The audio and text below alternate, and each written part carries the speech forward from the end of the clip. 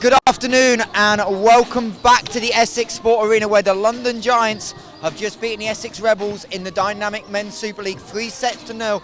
And here on International Women's Day, it's now the turn of two teams desperately in need of points to make the Final Four in Crystal Palace next month. Delighted to be joined by someone who would much rather not be with me today and much rather on the court.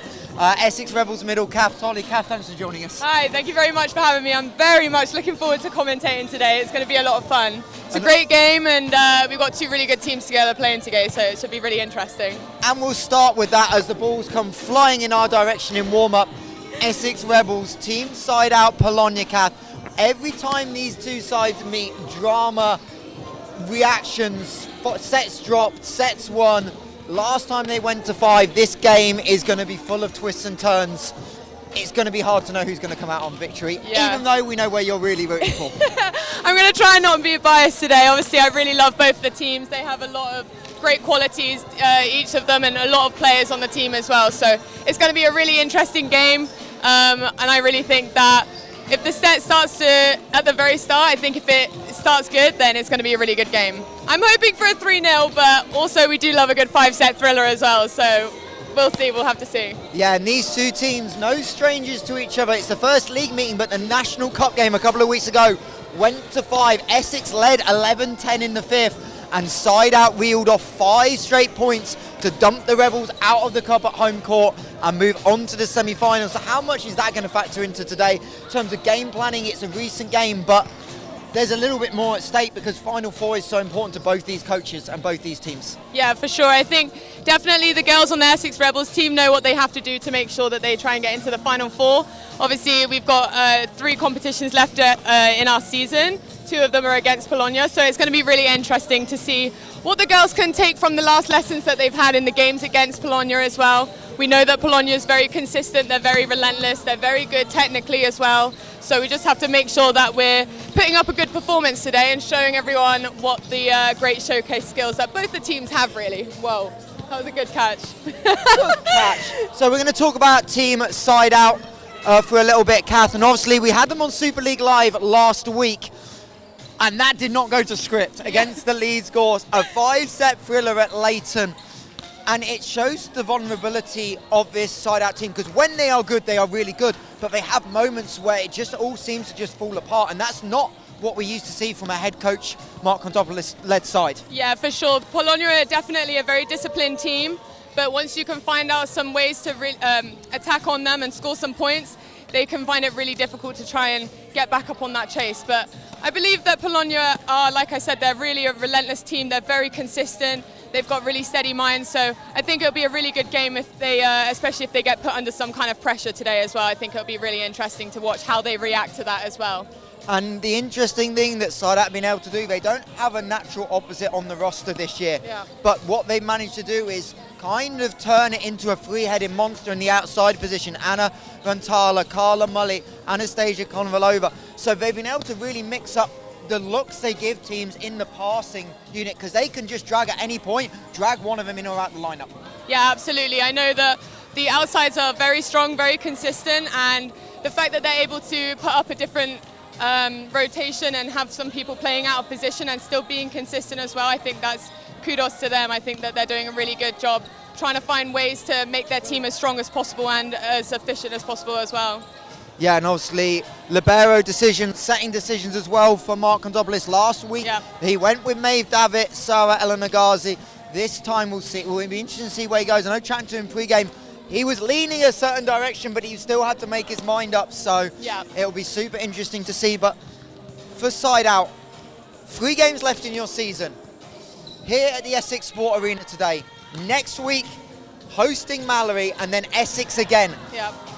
You are right now in the top 4, but you are so close to jeopardy. If you go 0-3, your season is done and you've got 3 difficult games, but win 3 and you're in 2nd place. Yeah, absolutely. I know that it's been a very difficult past month for our girls. We've had some difficult games and a lot of steep hills to climb in terms of injury and just like general mental struggle during a season. But I definitely think the girls have got a good mindset going into the next couple of weeks. We know how important it is to make sure that we are as consistent as possible. And when we play in our top form, I think that I mean, again, without bias, I think we do deserve to be in that top 2 position. It's just whether we can perform today and really make sure that we can stay resilient in regardless of what happens during the sets, and hopefully come back stronger.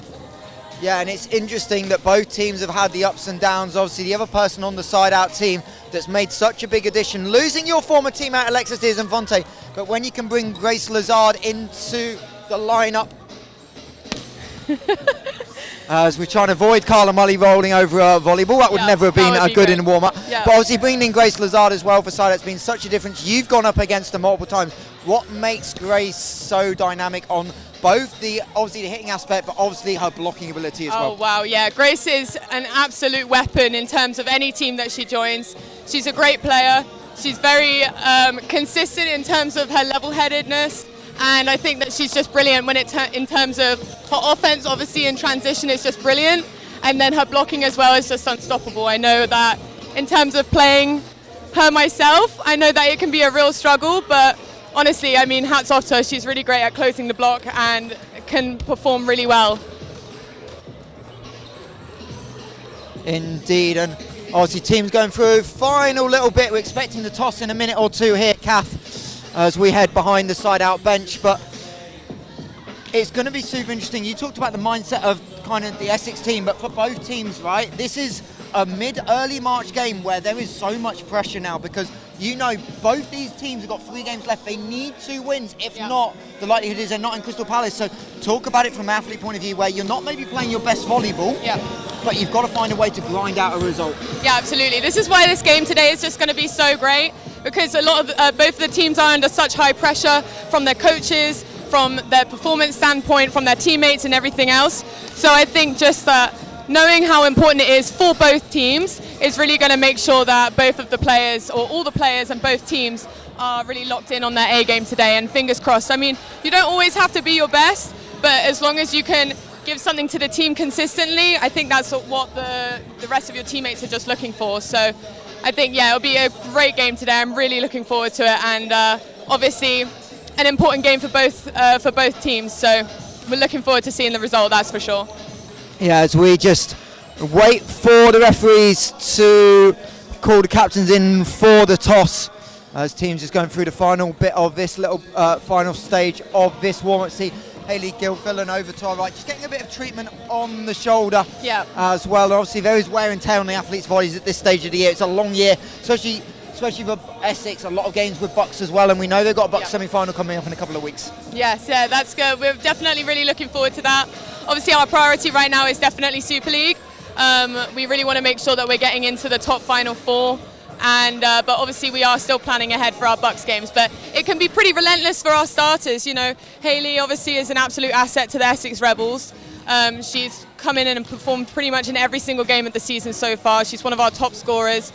She's so consistent, she's so reliable, and so you don't ever not want her on your team, and she's always going to be making sure that she can try and put the ball away. So obviously small injuries might happen to just occur throughout the season, but she's good. Don't worry about her. As Captain McKenna Smith and Merva Aiken about to go in for the toss. Obviously super experienced refereeing crew, Sebastian Wildress and Glyn Archibald in the blue kit, and we'll see where you go. Obviously teams, it feels like teams over the years have got a little bit more ingenious with toss. It's sometimes just changing ends just to be awkward because you're on the road. It feels like that's more of a theme this year. For sure, I definitely think, I mean, obviously with our setup as well, when we have our walkout, we've had it a couple of times where teams have definitely tried to throw us off by changing sides. I mean, hats off to them. There's only so much you can do in terms of head or tails, and so if you don't necessarily want to pick a serve or to receive first, then actually it might be technically better to choose a different side, spice things up a bit. Why not? So toss won by Team SideOut, first victory of the day. Yeah. Merva Aiken choosing to receive. Yes. So Essex able to stay at their side of the court that they prefer for walkouts.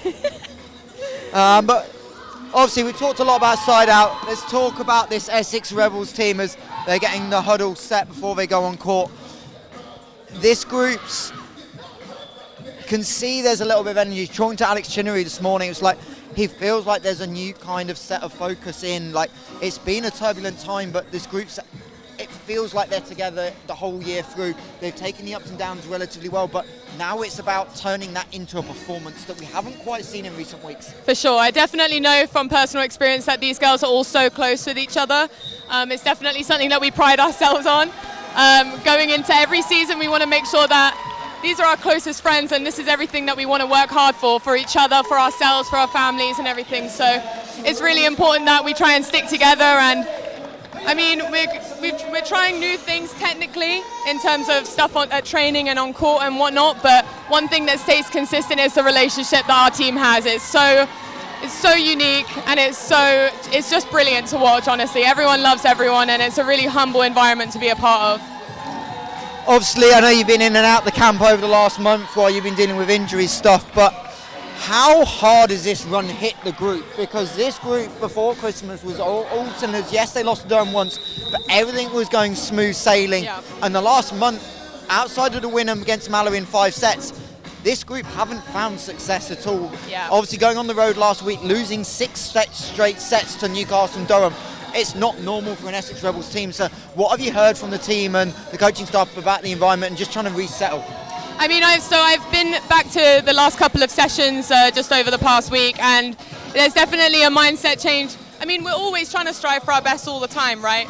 But sometimes things just don't go your way. I mean, you know, in order to be a great player and a great team, you have to lose to understand why it's so important to win. So I think that definitely after the last 2 games that we've had so far this week, we've regrouped, we've had lots of team meetings, we've spoken about it very openly and honestly. And I think that the girls it's difficult really, because at the end of the day, the teams that they played against were 2 really good teams. I mean, Newcastle is a great defensive team as well, and they played really, really well on Saturday, and so did Durham. Durham stayed disciplined and they stayed consistent as they usually do. So, I mean, we've had our little ups and downs, but like I said, we've tried to figure it out, and one thing that we'll do is stay as tight-knit as possible, and this team is a very unique team in terms of that. We're like a family at the Rebels, and so hopefully that's going to be something that can help us drive towards in those tough, really intense moments, that they can regroup and kind of realize that once we get out of our heads and just come back and tap maybe the sidelines or something and just bring yourself back down to the court, it's a really simple game, and the girls know exactly how to play it. They know exactly how to execute. They know the game plan as well going into today, so hopefully they can execute it really well and put in a good performance. Well, we won't get the secrets in the pre-game, but I know you're going to give a couple to us as we go about some of the things to look out for. Obviously, a little bit of Rebels team news as well. Denai Caroli out, Scarlett Parkhurst back in as the second lib, so a lot going to be riding on Taya Chamberlain in that position. But obviously, before we head upstairs, big day today, International Women's Day. Yes. Obviously, another big event run, but how nice is it to see volleyball here in Colchester really start to take off? Obviously, we had the record crowd early in the year. Crowd really starting to again fill up to there. I know the whole showcase of this was not the men's team today, it was your day as the women's team. Obviously, a lot of young people in the crowd as well. You had the clinic this morning. How nice is it that the volleyball community in Colchester keeps growing? It's brilliant to see. Honestly, to see such a growth in volleyball, especially over the last couple of years with the Rebels, has just been absolutely amazing.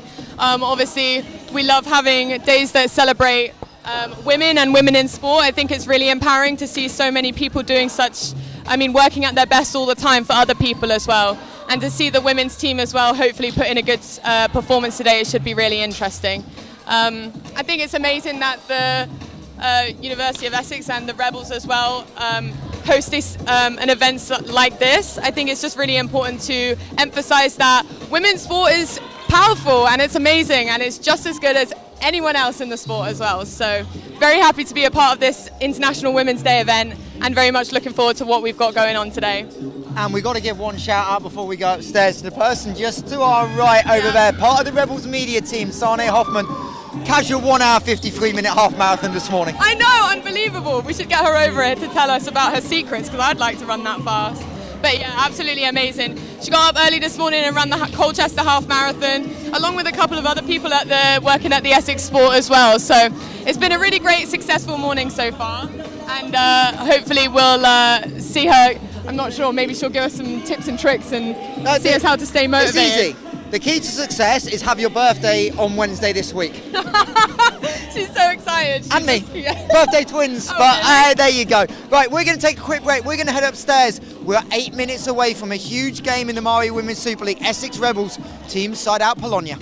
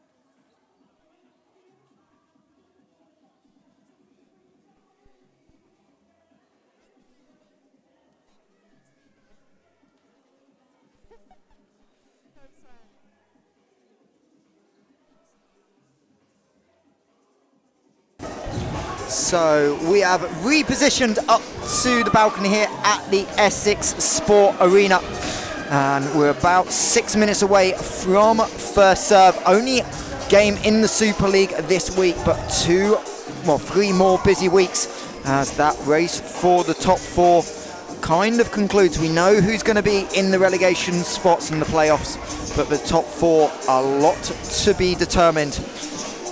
As we now have a look at our ones to watch today, and talked about the 3-headed monster downstairs.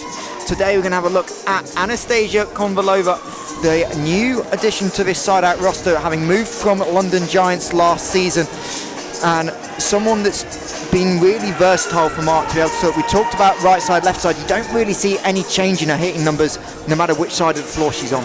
Yeah, I think it's a great asset to the Polonia team.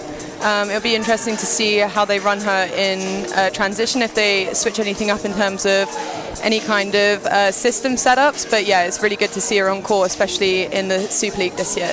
And another part of her game is the defensive element. Kind of goes under the radar a little bit, but she's second in this SideOut team in digs at 80. She's also the blocks leader still just. Grace Lazardi's coming, don't worry. But she's at blocks lead, and she doesn't stand out as a huge blocking threat, but she's just got the timing and the presence, but she's also got that such explosive step that it really allows that press to develop. And that defensive element's been so key in the Super League over the years, because you've just been able to force and grind teams down, and that's what sometimes gets success. It's not necessarily clean volleyball, it's just out grinding teams in points. For sure, I definitely think that defense is one of the biggest parts of volleyball, obviously.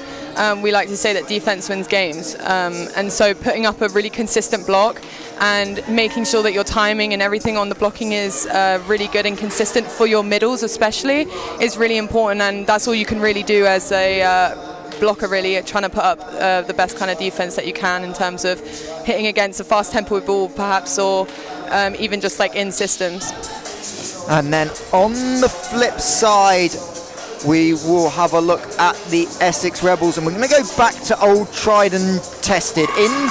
In doubt, set the middle, and one of the two that have been on fire this year and making your life hard once you get back to getting this team is Savannah Spitzer. Spitz, again, maybe not the most eye-catching, but she's just rock solid, and she's such an all-round threat. Little bit of hitting, little bit of blocking, good serve. It's just an all-round package, and she just doesn't make mistakes. 100%. I could not talk well enough about Savannah. She is absolutely amazing in training. She's so well, she's so well-rounded. She puts up great defense, like you said. She's a great offensive player. She's got that really, really fast arm snap. And she works at a really, really quick tempo. So that's a really big benefit in terms of our teams and our systems when we want to run quick tempos and stuff. But just her and herself, she's so calm, she's so consistent, she's so appreciative of the pressure as well that we have day in, day out in terms of whether that's from the setter, from our own teammates and whatnot.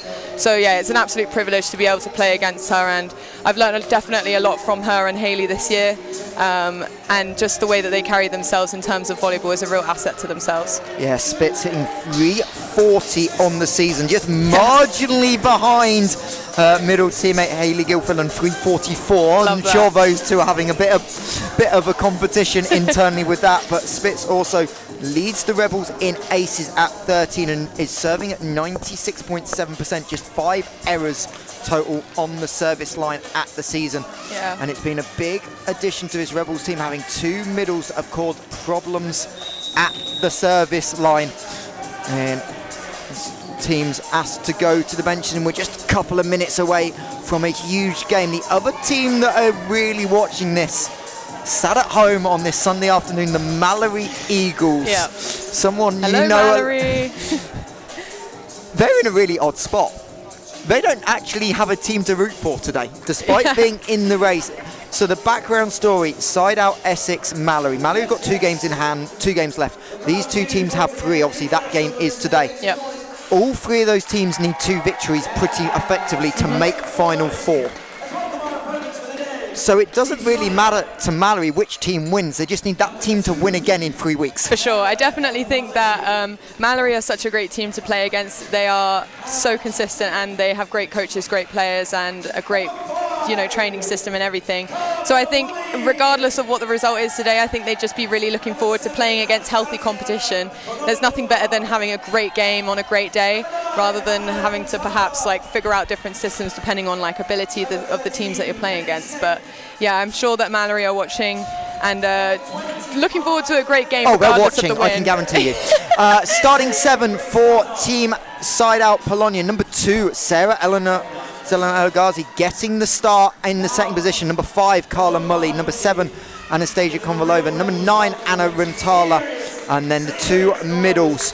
Number 25, Valeria Busquets. And number 28, I believe she is wearing today, Grace Lazard. And then the starting lib for Team SideOut, the former VNL lib for Team Canada, Kennedy Snape, averaging nearly 4 digs a set in her return to the Super League. And interesting that Mark going with Sarah Elanazi over Merva Aitken as the starting setter, something he did last week, but we've seen Merva Aitken go into the 2-6 system as well, something to keep an eye on as the Rebels bench get announced. Great dancing, Marley, great job. And then we'll bring you the starters as well, as they're about to come out here, as the crowd starting to refill in from that 45-minute or so break between games, as we now welcome the starting 7 for the Rebels, led out by Tara King, wearing number 6, number 9, McKenna Smith, whose parents, along with Elena Dupre, back in the country, come to visit again, and they can't get enough of the UK, can they? spend more time in Colchester than you have this year. Rest of the Rebels starting 7, number 10, Leah Borovic, number 13, Savannah Spitzer, number 14, Elena Dupre, number 22, Hayley Gilfillan, and number 27, Taya Shamblin. And Leah Borovic's probably the glue to this game, right, Kath? She's come back from injury. Not an easy 3 games to come back in for. MARREE away, Newcastle Durham away, but she has not found form. Yeah, I mean, it's a lot of pressure to come back after an injury, especially when you know that your team needs you quite a lot. We've definitely got a good team, but we don't have the depth on the bench as much as what we would like to, in terms of replacing Leah without her having to feel the pressure of not being there. But yeah, I mean, I've spoken to Leah today. She's feeling very confident. She's wearing her jersey from the time that they beat Polonia, so she's feeling confident. She's feeling good. And I think her main thing today, she just wants to work on her passing as well and her serve receive. I know that that's a really, really important thing for Leia. And I know that once she gets that going, she can find the rest of the game in full motion. And I have no doubt that she'll do well today. Fingers crossed. Yeah, Leia Borovic still leading the Rebels in serve receive rating, but has taken a bit of a drop over the last couple of weeks. As we said, SideOut won the toss, elected to receive, so it'll be Savannah Spitzer back to the service line.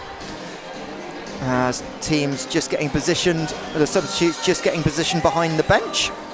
And we are about to get going. Essex Rebels, Team SideOut Polonia, MARREE Women's Super League on International Women's Day.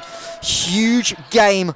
And Carla Mully gets us underway with a tip. Spitz, one hand to it, but not enough. And Carla Mully, the Luxembourg international, gets the game off to a strong start. Yeah, that was a great offensive choice, especially when you've got the middle back court. Obviously, as a defender, you are trying to make sure that you're covering on that tip cover, but that was a great placement. So Carla Mully, having won that point, straight back to serve goes at Dupre. Tara King. Lovely swing.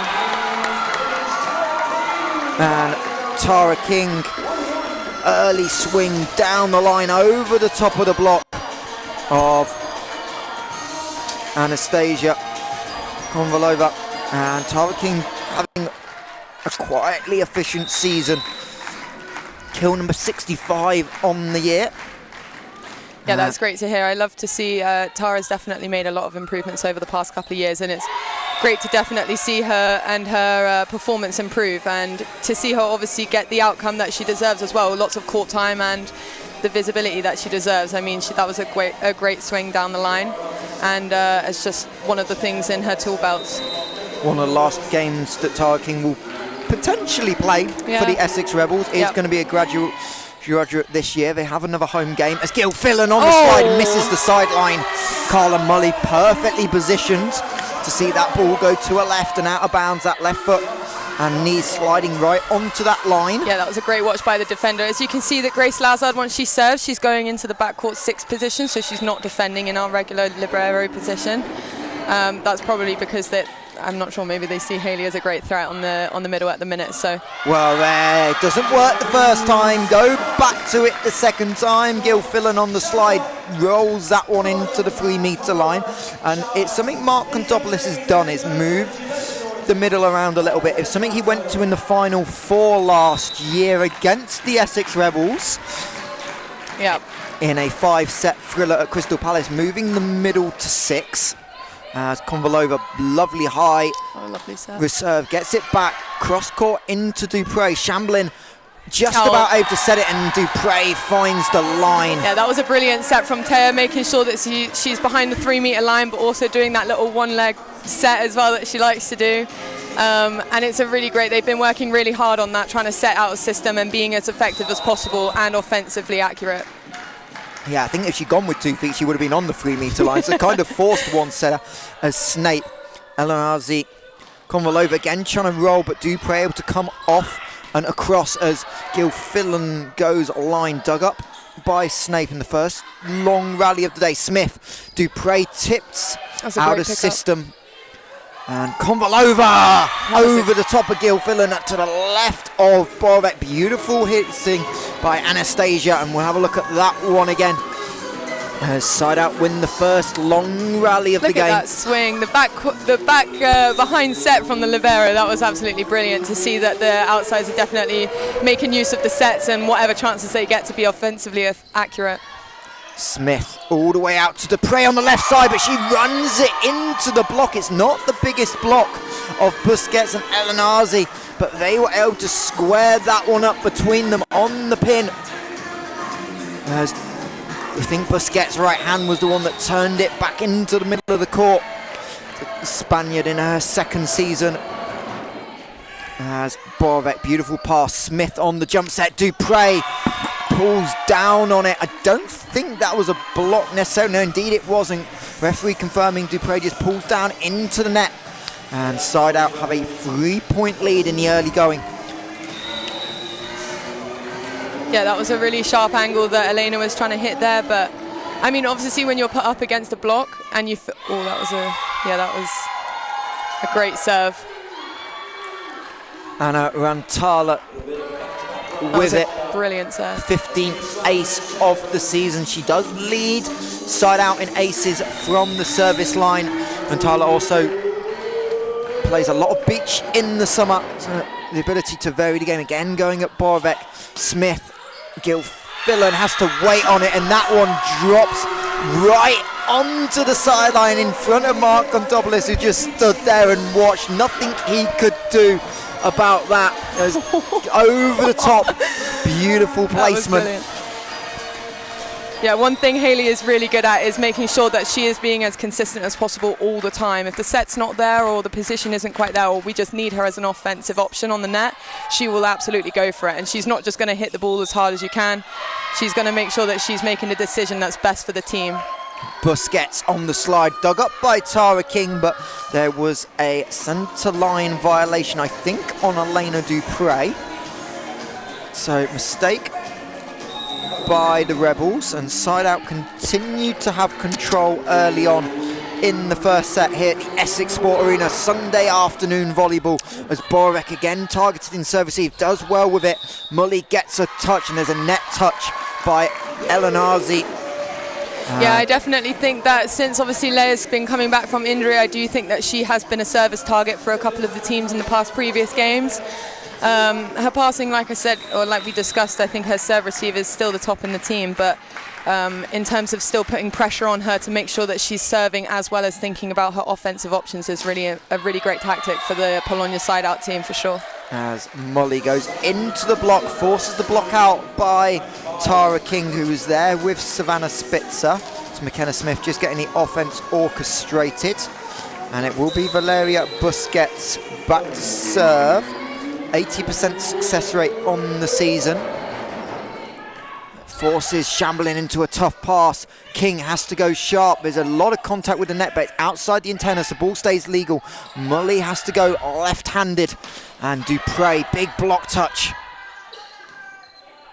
And Mully goes cross-court, straight at Shambling. Smith, Spitzer! That's the quick tempo from Savannah Spitzer. Yeah, that's brilliant to see them really making use of the in-system. Great pass that you just got from our libero, Taya, and a really quick set to Spitzer beating the block there, which is really important, especially going up against such a big block like Grace Lazard. You have to make sure that you've got tempo there.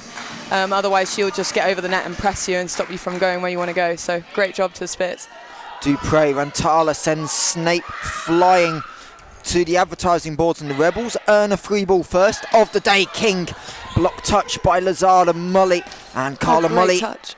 Again can't find the floor. Both teams with good block coverage. King tip out of system, has to be Konvalova set, and Mully goes into the block of King and Spitzer combining for the block, and much better by the Rebels. Yeah, that was a great block touch from Spitz to make sure that she was getting on that ball out of system, and then to put up a second block in the in the rally further on the line was really impressive. It's a good job we didn't have to call who gets the block, because we didn't no idea from our angle, but nonetheless effective. To Rantala, much better. Lazard, little slide, misses.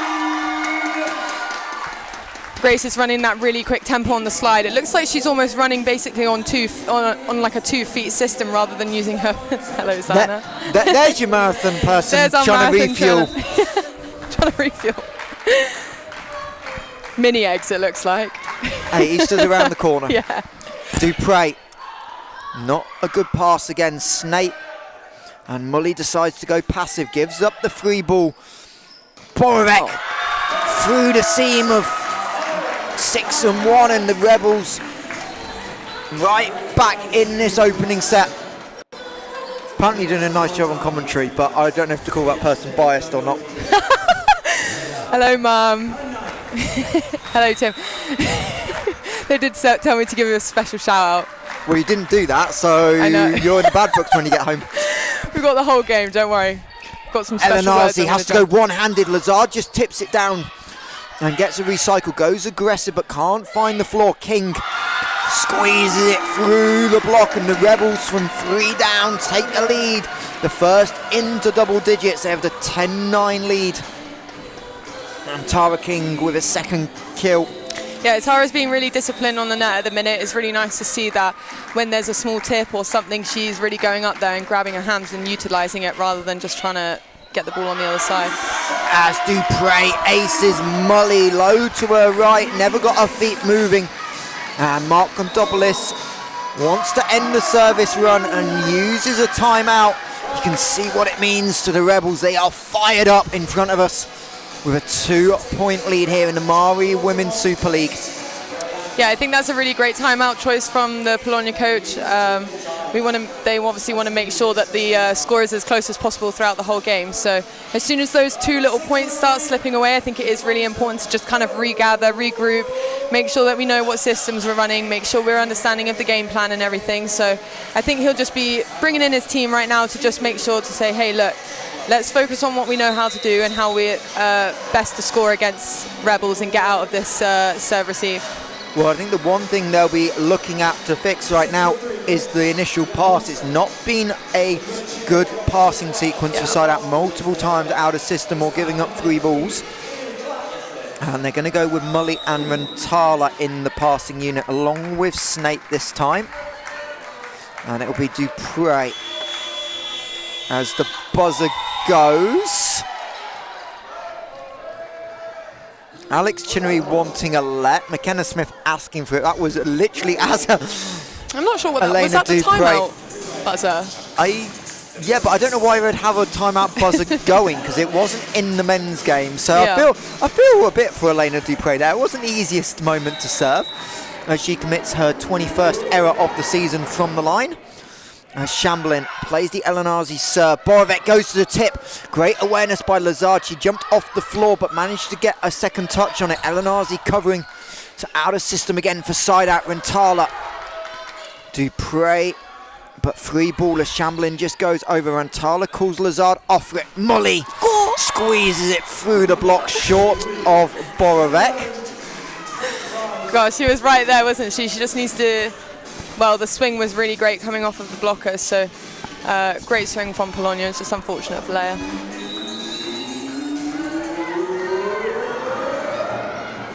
As we are tied at 11s. King, power tip, Konvalova scrambling and no one there for the second touch for SideOut. Elanazi, Rantala all thinking each other is going to get there, and that's been a little bit of in SideOut's game. We've seen a lot of those balls that are just left and not quite on the same page. As Savannah Spitzer back to serve. Lazard couldn't quite time it up for a clean contact. King though, there's clean but finds Kennedy Snape.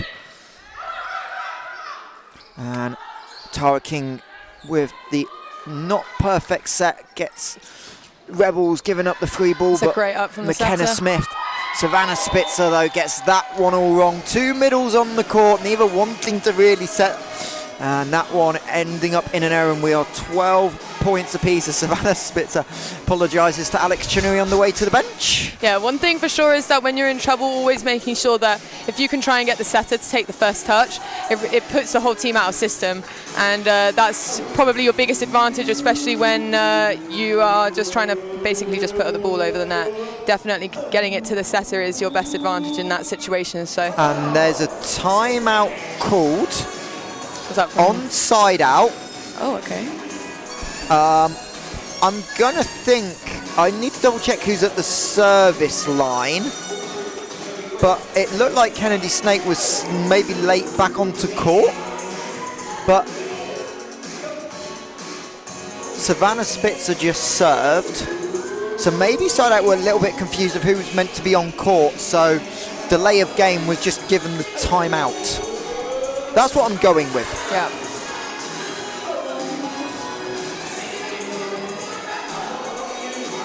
They seem calm though. I think that, I mean, it is a different environment down there to up here, isn't it, obviously, but just looking from the camera angles down there, it does seem like they're relatively calm, they're not stressed or anything.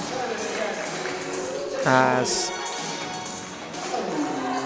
it is Carla Mully to serve at the timeout, 12-12. Side out, interesting now, don't have a timeout left in this set either, because that was number 2 is Borovic. Oh, great. Into the net goes Rantala. So there's another great defensive play. Yep. That was a great swing regardless from Leia, seeing those hands up there and pressing right over the net. Sometimes, you know, it's just you can't get over or past the blocks. So going off of hands and making a really effective offense is really important. It's a really great job. As King goes deep corner on the serve. Konvalova gets it back, goes over the block. It's the second time we've seen Anastasia from that left side go up and over that block. Yeah, that was a really effective shot down the line. Now the middle is serving, so I think side out just got slightly out of rotation serving, didn't have the right group on court, so now it's Grace Lazard back on the service line. Valeria Busquets into the middle. That's as Dupre. Gilfillan on the slide, picks out Rantalo, did a great job covering off the net, but she runs into the block of Borovic. No pick up there, and Leia Borovic with a big kill to put her Rebels team back into the lead. Yeah, that was awesome. Haley just got knocked a little bit off of her feet from that slide, so she was trying to get back in time. But great job, Leia was there. She did a great job lining up on the blocker on that and absolutely getting over it and shutting it down. Third solo block of the season for Leia Borovic, 5th in total on the year. As Elanazi tries to find Busquets quick, recycle ball, Rantala, Gilfillan into the net. Ooh. A little bit tight on the press. Yeah, that was a great touch on the ball, but just a shame that she fell into the net slightly.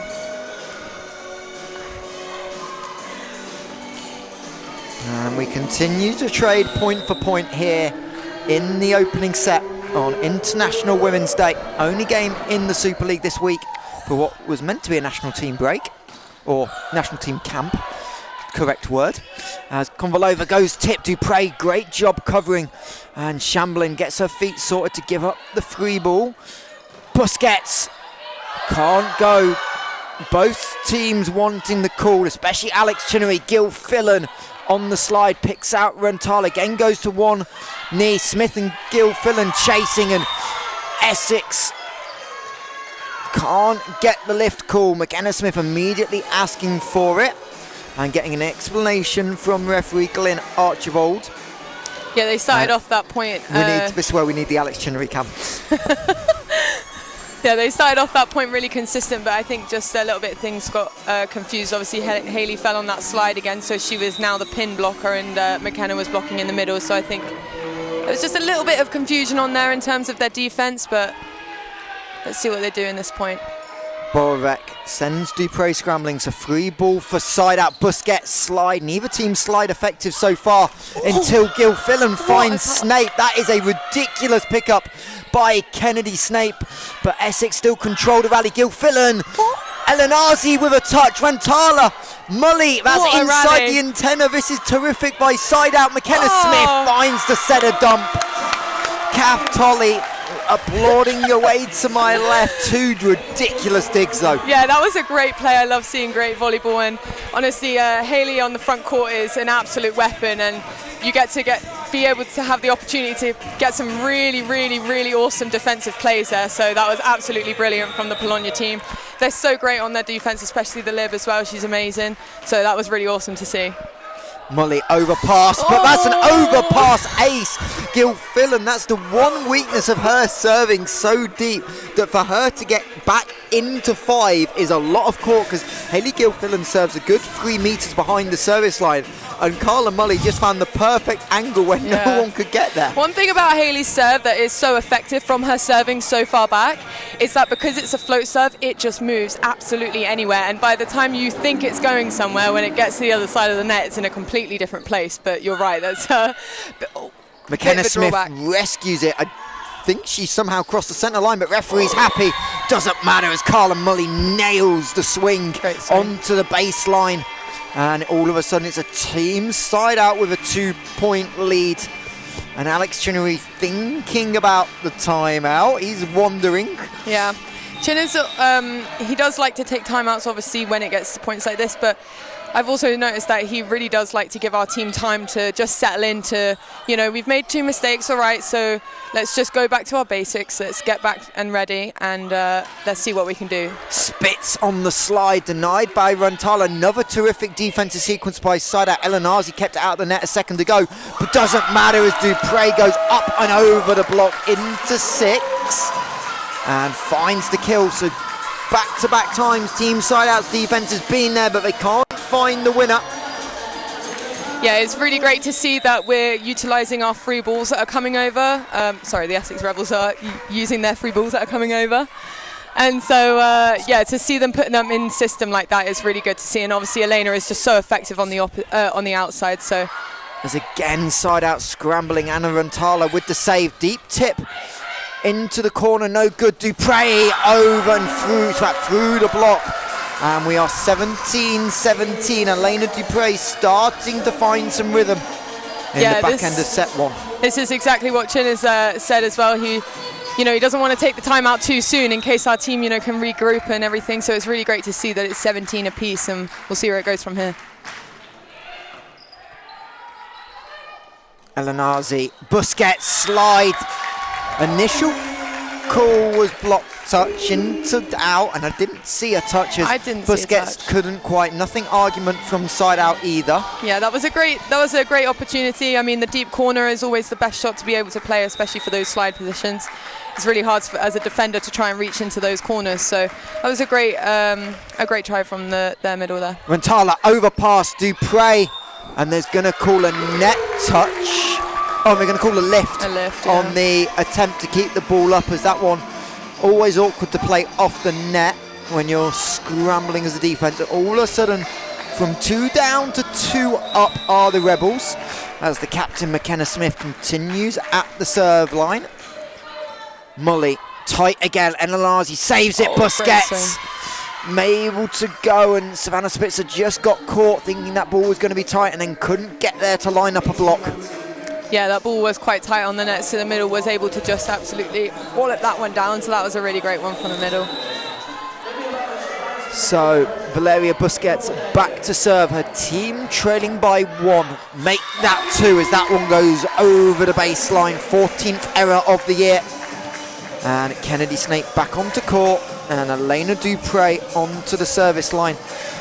Second in aces for the Rebels. Rantala. Great save by Elanazi again on the tight ball. Borovec line misses.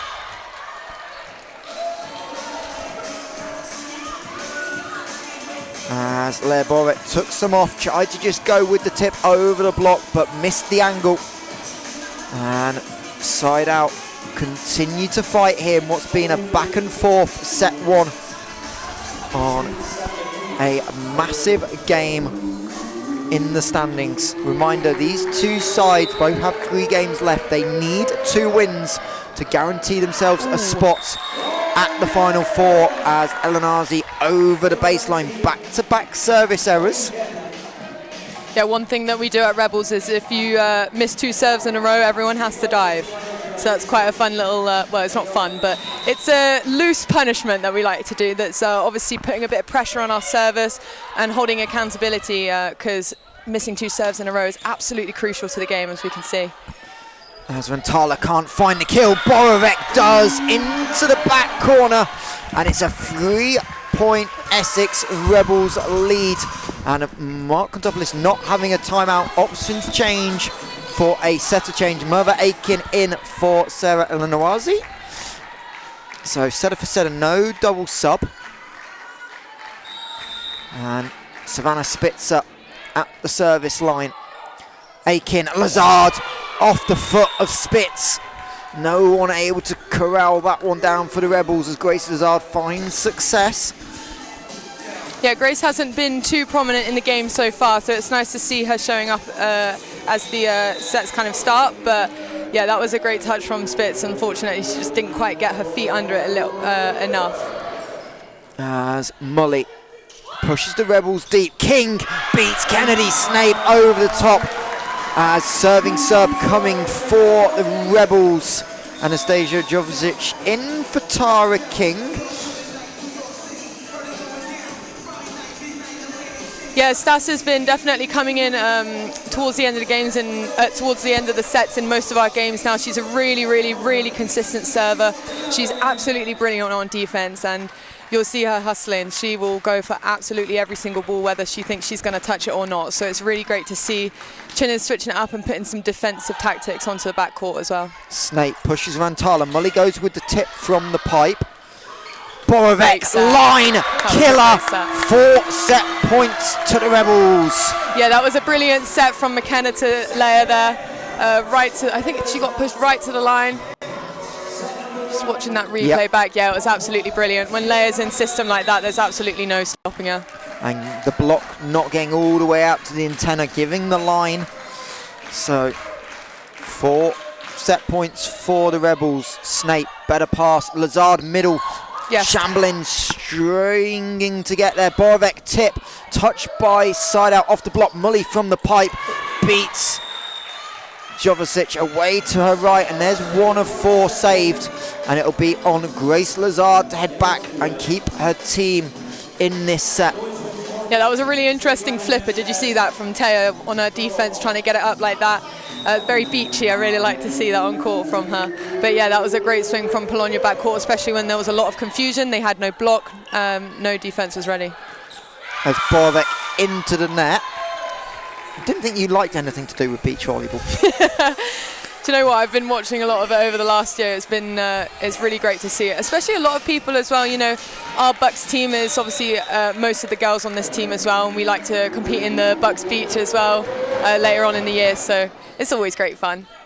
Smith, one-handed set to nowhere, and time out. Alex Chinnery, 3 set points saved, and his side are going to need to talk it over and find the one elusive side out in this set to force it to 24 apiece if you're side out. If not, the Rebels win it 25-23. Yeah, that was a great timeout from Chinners. Obviously, we just need 1 more side out.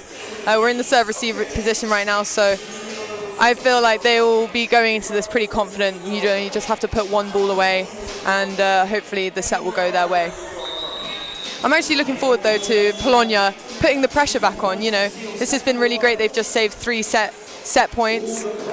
They don't seem stressed at all. There's a little bit of confusion, but they're still being absolutely relentless and trying their absolute best to get back on. So Shamblin takes even more court. She's basically on the centre line. Yeah. Ball goes to Dupre. Shamblin has to go with the set. Borovic from 3 finds Mully. SideOut have a chance to tie us up. Konvalova over the block. Jovicic, big dig. Borovic, hands, wins the set. Yeah, that was great teamwork from the Rebels there. Obviously, you can see that they pushed Leia a little bit out onto the left-hand side on her serve receive. That tends to happen sometimes. Perhaps when she's just, you know, done a little bit of a rough pass or she's not feeling as confident, you know, the girls are strong enough to say, absolutely, like, I really want to take that court and I'm ready for it. And that gives Leia the opportunity to focus a bit more offensively just on that point until she can get herself back and going again. But that was a great side out. And great defense from Anastasia there to come in and make sure she gets that pick up as well. So important and so crucial for our team. But yeah, that was a great performance and a great set actually. 25-23, Essex Rebels to Polonia. Let's see what they've got going in the second set. It was a big pick-up. SideOut had the swing to tie us up, but it was that late service run by the Rebels that really swung the set and got them into that 4-point lead, giving Alex Chinnery's team a chance. Reminder, it was the Rebels who won the first set when these sides squared off in the National Cup. That one, a really weird game, 16-15, 15-15. A lot of the sets not close. We don't expect that today. And that's what we get in set number 1. But it's the Rebels with the first. Appreciate all of you joining us here on International Women's Day. Michael Huntsman, Kat Tolley in the commentary booth with me. As you can see, the Rebels coaching staff, Ben Merry there giving some instructions while Alex Chinnery just figuring out if you wanted to make a tweak to the rotation. We're probably not going to see a tweak to the 7, but definitely both coaches have got options to kind of tweak where they start. What matchups do you want? Do you try and switch your middles up in terms of rotation and start somewhere to get Lazard on a better matchup? Both those teams thinking about those things from a coaching side, as well as the Mark Contopoulos Alex Chinnery chess match continues. Yeah, of course. I mean, once you start the game, you obviously don't know what the other team's rotation is going to be, so you can only do it based on their previous games and what you can anticipate. So we'll see if he changes his lineup in any way. Obviously, we expect it to be the same starting 7. But we'll just have to see what he puts through. I do think that the lineup has been pretty good so far. I don't feel like Grace Lazard has been tested as much as she should be. I think that she should, or she could be putting a couple of more balls away, which will be interesting to see if she comes more into the second set. But yeah, as of right now, I think that the blocking offense for the Rebels has been really consistent and really good. Good job, you're talking about that. Grace Lazard, 6 swings, 1 kill, 1 error. Yeah, that's really unlike her. She's usually very dominant in her offense, especially in the side out. She has a very quick tempo and a 2-foot system that makes her really, really, really quick and very offensively effective. But it depends really, because you've got to rely on the set to be there and the timing as well of everything. And you know, it's definitely not as easy as what it looks. But I'm sure, like I said, I'm sure she'll come and play more into her role. She's a very consistent middle player as well. But yeah, we'll just have to see. So leading the way for the Rebels right now is Leah Borovec and Elena Dupre, both with 6 points apiece in that opening set. Carla Mully, 5 for Team SideOut. Both teams took one team took 39 swings, the other one took 40 swings in that opening set. So call it 40 apiece effectively. Yeah. As Merva Aiken gets to start at the setting position in set number 2, gets us underway. Borovec cross court, beats Snape, and Leah Borovec, talking about needing a bounce back, is delivering right now for her side as she finds kill number 6 on the day on just 12 swings. Yeah, it's really great to see that the Rebels are starting just how they finished. Leah obviously using her toolbox to get that nice cross-court shot, even though she knows that they are blocking her a bit cross, but there's always more cross.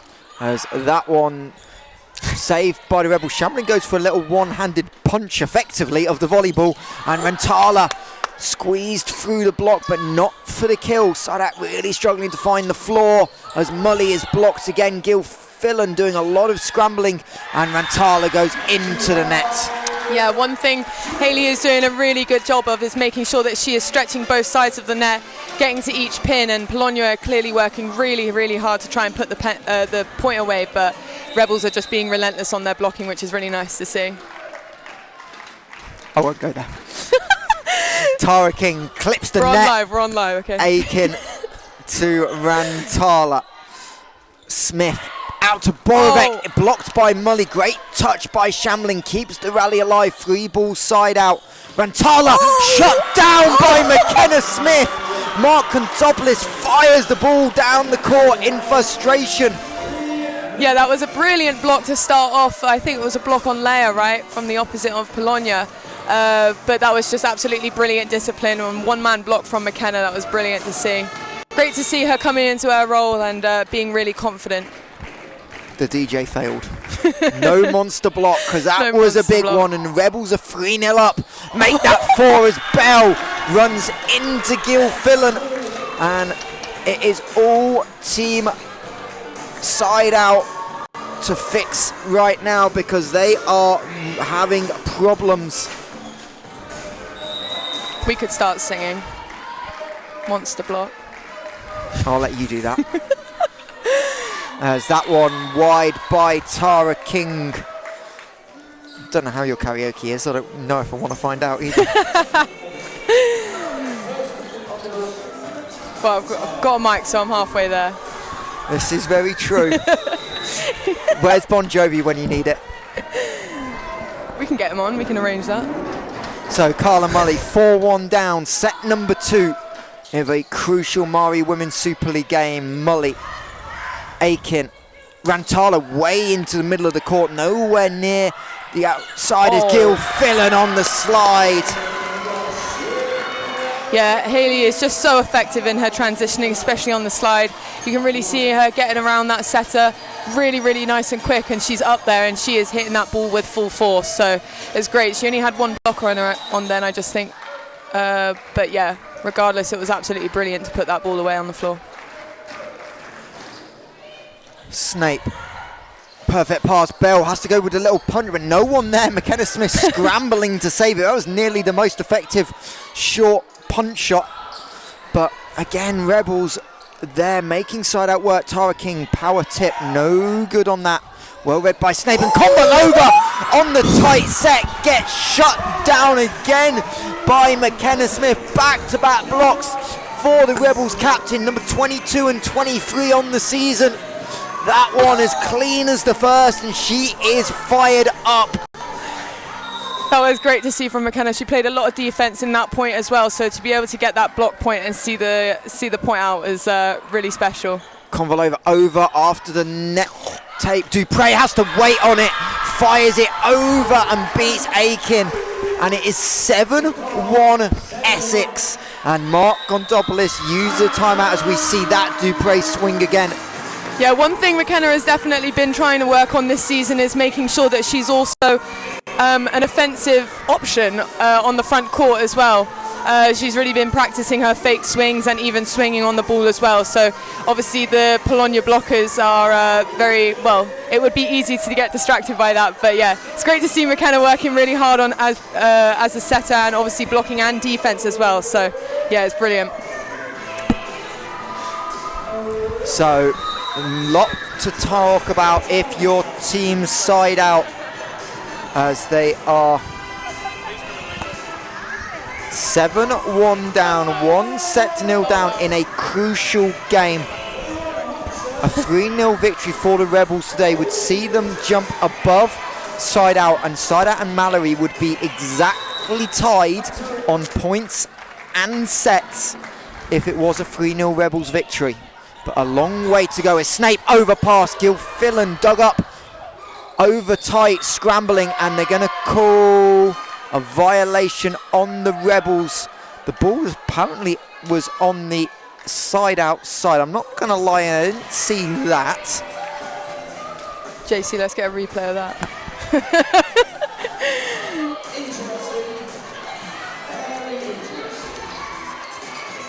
I think the girls can afford to let that one go. I mean, unfortunately, it was an unfortunate point, really. It was a bit too scrambly anyway. It was worth the fight, but at the end of the day, these refs are very experienced, both of them, and they're not going to change their minds when they're certain on something. Smith jumping out, and Dupre squeezing it through the block of Rentala and Lazard. I think Rentala got the biggest piece of that one, but couldn't get the direction sorted.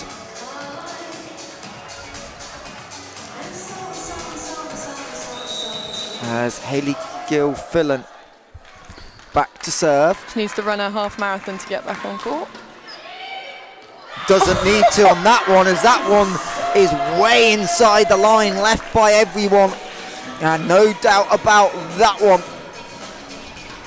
Albeit if that was in Durham, that might have been called out last Sunday.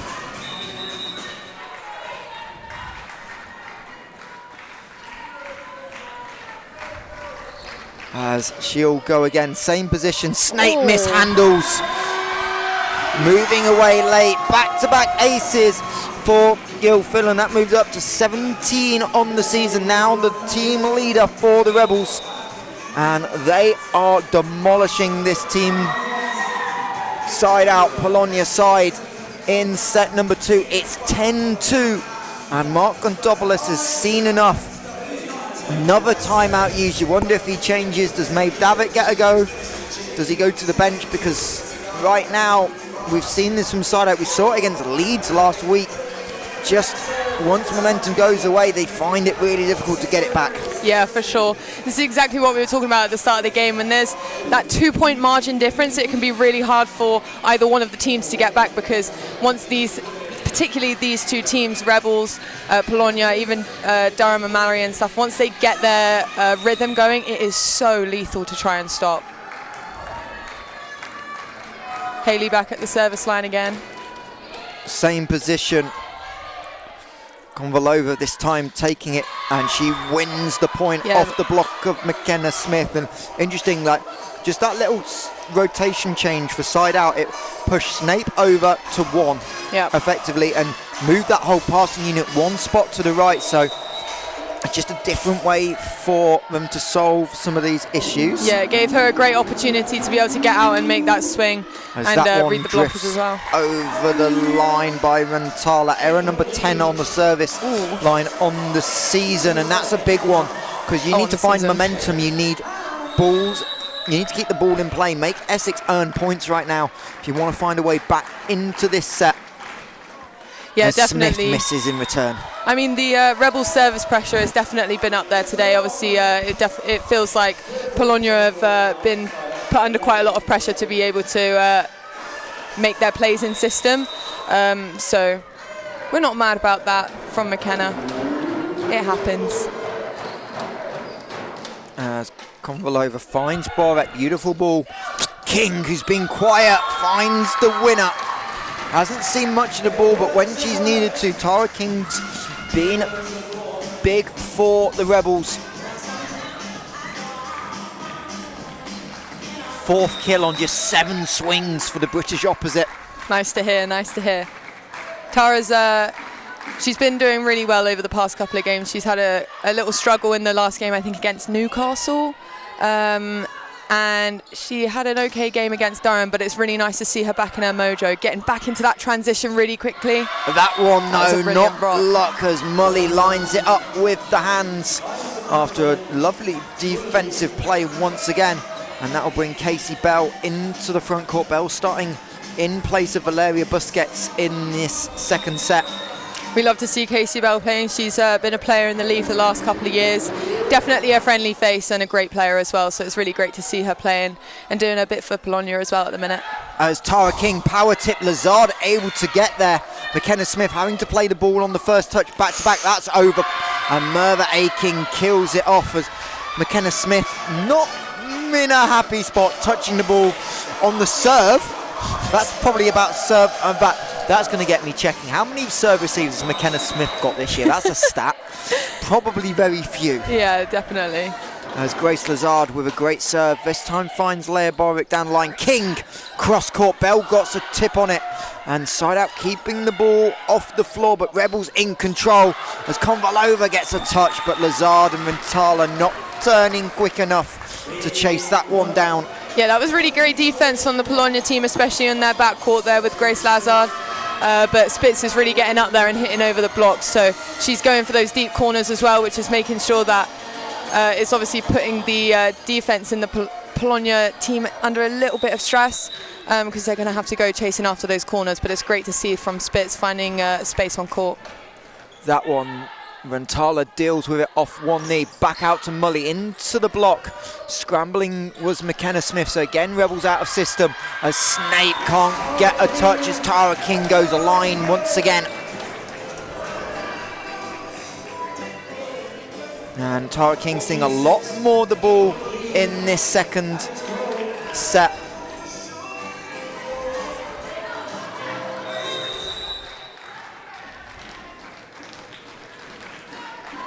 That was McKenna Smith's second serve receive attempt of the year. The first one that wasn't an error.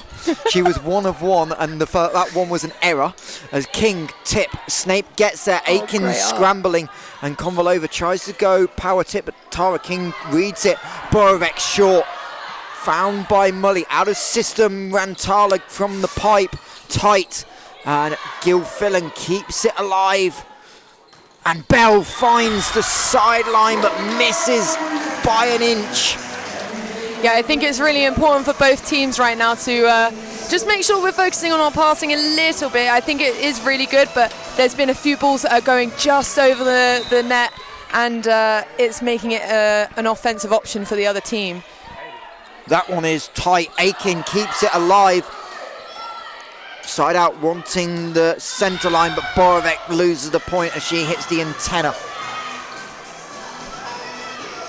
But Essex have the cushion that they need to not have to play perfect volleyball. The pressure all on team side out right now, trailing 15-7. As Merva Aiken, the side-out captain, gets the service call from coach and goes at Shamblin, who loses balance but finds a way to keep the ball alive, and Borek paints the back corner. That was a brilliant swing from Leia. Taya working really hard to get the ball out there, like you said, losing her feet, but she's one of those people, she's dancing all around the court, she's not having any problems, so it's really nice to see her working really hard, and then to punish it and discipline it by putting it into the back corner was a great job from Leia. As a very early substitution for serving by Alex Chinnery. As Tara King heads off, Anastasia Jovicic back into the game. She had that service run and obviously that big pickup late in set number 1 that helped Rebels clinch the point. Swing. As that one off the hands of Borek, Shamblin wrong-footed, can't get up to the 3-meter line to make the pancake. And it is 16-8. And SideOut have got to find a way of winning 2 or 3 in a row on serve. There's Carla Mully finding Shamblin. Gilfillan slide, dug up by Snape. Aiken gets there. Bell did well to get out of the way, and Rantala wins the point. Beautiful. Yeah, that was really great stretch of play for it all to be kind of crowded over onto the left side over there in the set, just to push it all the way over to the opposite number 9, who did a nice little swing on the on Taya Shamblin there. That was really great play from Polonia, and I think that stretching the court out is a really great way of scoring points in a rally as well. They've definitely done their homework on the slide, but that one doesn't matter as Gilfillan just hangs in the air and goes with the tip, the power tip. The power tip, the dunk. Yeah, that's effectively what it was. Over the block, short of 4. And the Rebels continue to have a comfortable lead in this second set as Snape on the back line. Konvalova decides to be passive with it, just passes it over, and Dupre hammers it down 1-on-1 against Anna Rantala. And the Rebels 7 points away from a guaranteed point in the standings. What a great swing from Elena, full force there. You can see her elbows are so high up on that swing attack, and she is just reaching absolutely over the block and whipping that down into the middle of court. Snape, Aiken, back pipe ball from Mully, wasn't perfectly placed. Gilfillan fakes the slide, and the ball goes the other way as Dupre gets back-to-back, goes a line. Aiken was right there. I think it was Aiken in 1. Yeah, it was. Her right foot, right foot on the line, and that careening off her right knee. Nothing she could do as Anna Rantala takes a breather. It's brilliant to see Elena getting comfortable again. It takes her a couple of points just to get going, but once she's on fire, it is really difficult to stop her as well. As Denise Milley into the game for SideOut wearing number 10. She'll get her first swing, goes line, Shamblin on the dig. Dupre has to wait for it. Snape in the right position, and Konvalova bullets that one, but all in the right place was Taya Shamblin. Rebels keeping the ball alive. Milley into the block. And Jovicic gets a touch, but Shamblin can't quite make the second. And it feels like it's been a bit of a story this game. Teams have made 2 or 3 defensive plays, but never quite able to win the point as a serving sub for Team SideOut. Yeah, that's always going to happen, isn't it? You can get some really good defensive plays in a rally and still not win the point. But it's the energy that the girls need to just keep fighting as well for the next point. Shamblin scrambling. That one leaves McKenna Smith short. Nothing Smith could do. Chinner's calling a rotation on Polonia. Alex Chinnery.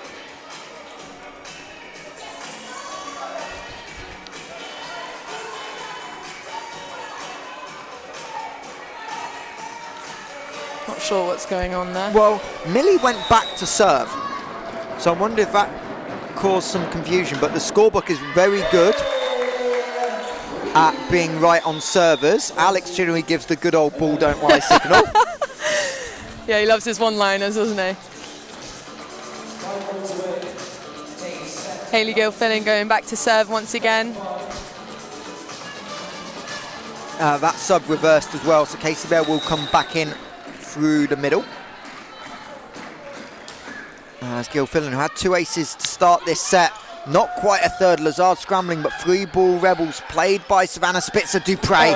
No mistake about it yet again, Elena Dupre. Yeah, McKenna and Elena have played together a couple of times, obviously, before coming to the Rebels. I'm not sure if you guys have spoken about that before, but plenty. Their connection is absolutely, it's just one of a kind, really. And once they get into system, McKenna's working really, really hard to push Elena right out to the pin, so it gives her multiple options on where to swing, and Elena is just absolutely using it to the best of her ability. As Lazard finds the kill, Grace Lazard has not been comfortable today, not being efficient. But that one may just be one of those that helps with momentum. That was a really great one there. You can properly see her whole body coming over then to try and get on that on top of the ball there.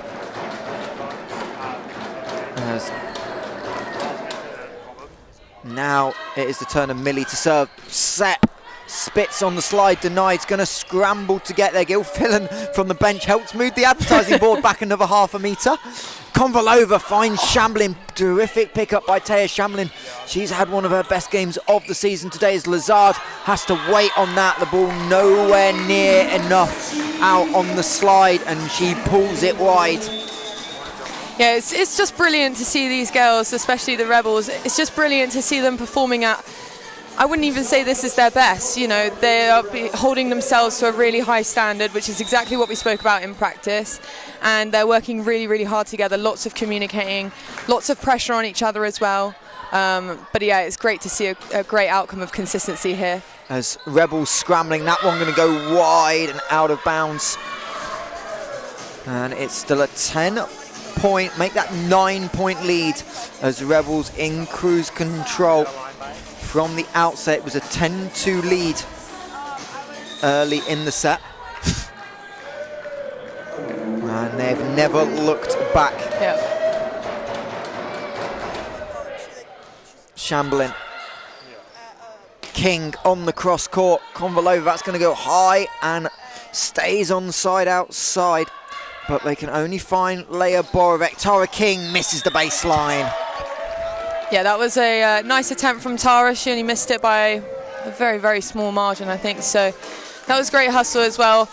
It wasn't too much offensive pressure from Polonia coming from that point just then. So hopefully, I think it's because they're just being put out of system quite a lot. So that one over the baseline, and this set is effectively done minus a miracle. But talk about a player's psychology here, about momentum, because it's 23-14, but if SideOut can get to 18-19, that momentum, we see it so often, just carries into the start of the third set. Yeah, absolutely. It's so important to, at least if you get into these positions where you are this amount of points down, having that great end to go into the third set with a positive mentality and that momentum is really, really important. And it's great to see that obviously Polonia are still keeping that fight despite the score, and I believe that that's exactly what their team does anyway. They are still exactly relentless despite what's going on, and they're still putting up great defensive plays and offense as well. As Lazard had the last kill, can they find two in a row? They've got a chance. Aiken, Molly misses, and she slaps the ground in frustration. And that'll be a sub for the Rebels as Heidi Bright will check in for the first time today, wearing number 2, one of the young British middles in the system. Yep, she came from Taunton, same team as me as well, from down south. So it's really great to see that Heidi, honestly, she's made so much improvement over the past year, just being in our team. Unfortunate serve for her there.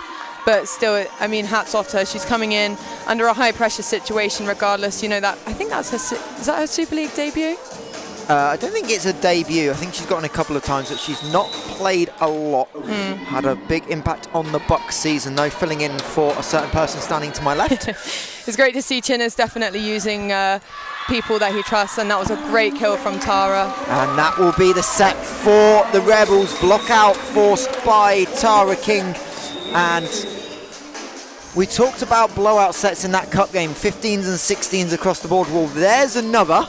Yeah, you just were speaking about that earlier with the score, weren't you? Hey, that is what I call predictive commentary at its best. Thank you. We love to see that. Yeah, obviously this set didn't go quite the way that Polonia wanted it to. But I think, you know, just because they're 2 sets down, that doesn't mean anything to them, you know. We've had a lot of 5-set thrillers over the past season, and Essex Rebels, as you said, have obviously had that really intense 5-set thriller with Polonia before. So, you know, there's something about the mentality when you're on a team, and I'll never forget the day in Final Four in semi-finals where we're 2 sets down, and the momentum that you can still feel despite being so far behind is incredible. And especially if you've got the right girls on your team, nothing is impossible, that's for sure. You might be correct.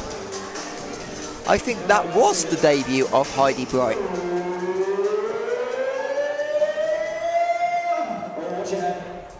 Elena Dupren's, both middles have played 39 sets out of 39. I can't see a Heidi Bright on the stats. I think that was her debut. Good call, Kath Tolley. Well, it's great to see her coming out on court. Obviously, it is really nerve-wracking as a fresher to come on and try and make a Super League debut. But whatever you put on the team, whether it's a point on court or if it's an error, it doesn't matter. We really pride ourselves on making sure that everyone in the team has to buy into their role and make sure that they're doing the best that they can for our team. So, you know, some days it's good, sometimes it's not, but we'll take it. I mean, it's great to see her showing her face and being a part of the team, that's for sure. There's a couple of people, including Barbara Spitzer, Savannah's mum, not wanting 5 sets. Well, yeah, if it goes to 5, it's not gone well in the next 45 to 55 minutes for the Rebels. Yeah. That is definitely confirmed. As the numbers just coming in, and we'll have a quick look at them as teams about to get underway for set 3. Big moment for Mark Kontopoulos to see where he went. That set taking just 23 minutes, as leading the way still for SideOut. 7 points for Carla Mully on 6 kills. Anastasia Konvalova with 5 kills, but just 19 kills, 11 errors on 71 swings for Team SideOut. So that is just above 100 hitting, but only just. As for the Rebels, 29 kills, so 10 more than SideOut on the same number of swings, less errors as well. And that's a big difference between the two sides. Yeah, the Rebels have done a really good job at putting lots of service pressure on the Polonia team as well. They knew that they were going to have to do that going into this game, because Polonia, when they're in system, is just so lethal. They have a really fast tempo, so putting them out of system, especially mid-rally and on serve receive, was a really crucial part of the last set. And Savannah Spitzer gets us underway in set 3. Eleanor Arzi back in as setup. Smith, King beats Snape, but this may be the most interesting one. SideOut 17 points in that set, at least according to this. I thought it was 16 on the scoreboard. I might be going crazy. 10 of those came from Essex errors, so SideOut just winning 7 points in that set. Savannah Spitzer net tape ace onto the 3-meter line, and it's a quick 2-0 start for the Rebels. Yeah, that's definitely that's great to hear in terms of, you know, being on the Rebels team, but also at the same time we could definitely do a better job at not making 10 errors. That has quite a big impact on the game, and you know, if they were only scoring 6 or 7 points during the set, and we're giving them 10 points.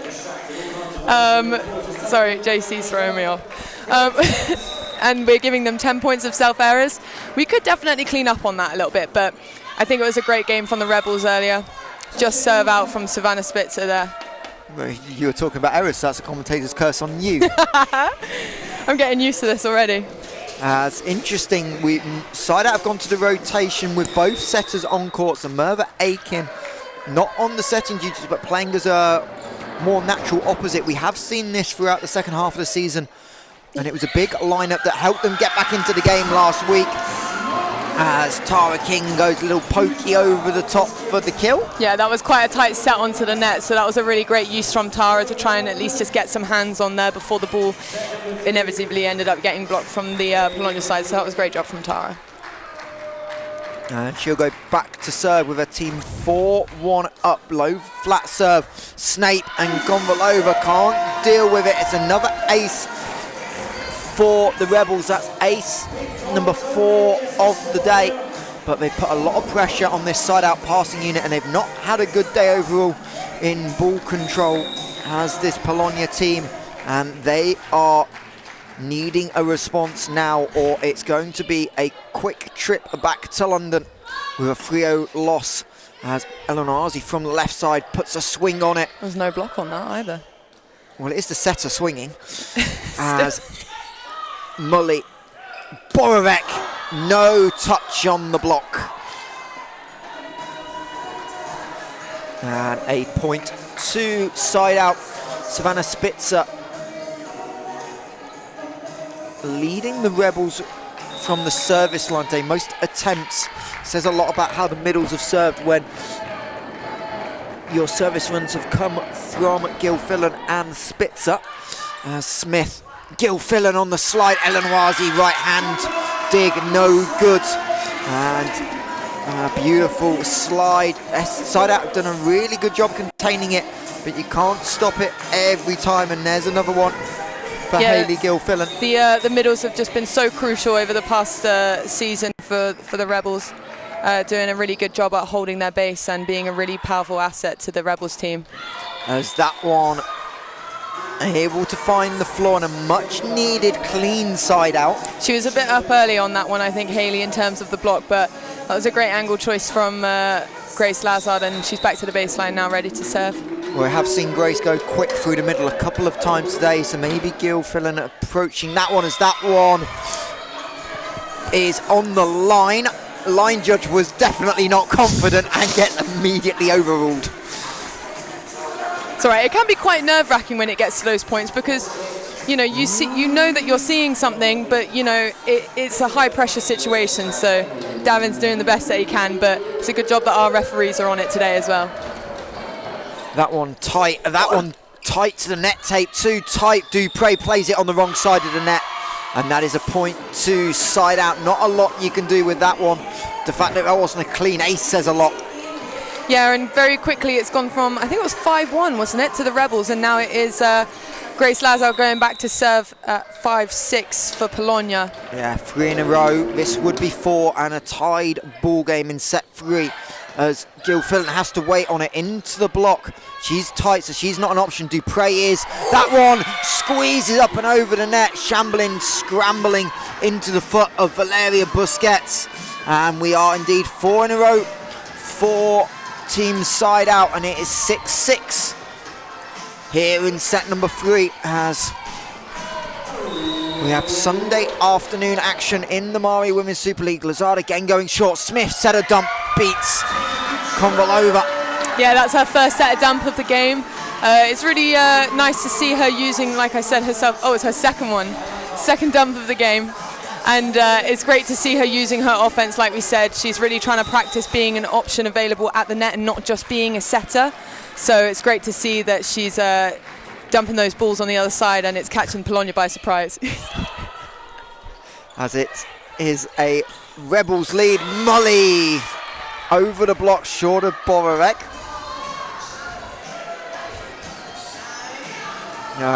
We are tied once again here. We had a very tight opening set that went point for point until a late Rebels run. Reminder, this is game 2 of 3 today in the Essex Sport Arena, as Essex Blades and Cambridge will have a huge Division 1 game, as Eleanor Arzi on the defence. Mully net tape, but over. Dupre chasing and nowhere to go. Another mistake by the Rebels. Those errors continuing to creep.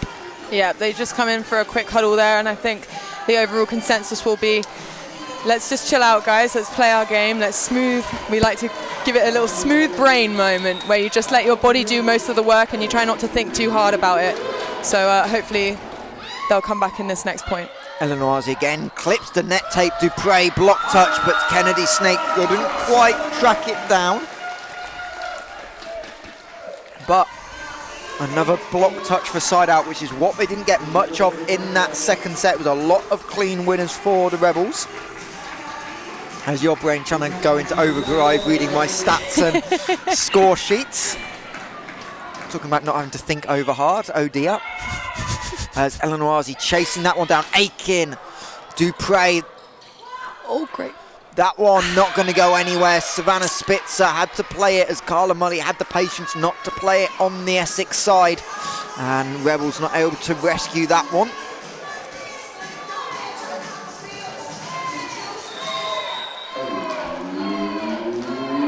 And it is SideOut into the lead with Carla Mully. Getting the ace is shambling away to the right. Alex Chinnery immediately timeout from 6-2 down to 10-8 up for Polonia. Yeah, that's a great hustle from Polonia. You can only respect it. They've stuck together. They've tried really hard to come back with a positive attitude for the third set. And when you've got nothing to lose, you almost play a bit more freer with no consequences. There's plenty to lose. Yeah, there's a space, there's a spot at the final four. But well, it's great to see them coming back in this set anyway. And I mean, now that they're 2 points ahead, we'll see what they decide to do, if they want to keep it safe, play it safe, or if they're going to try and use a bit more of their systems and creativity to get a couple of more points ahead.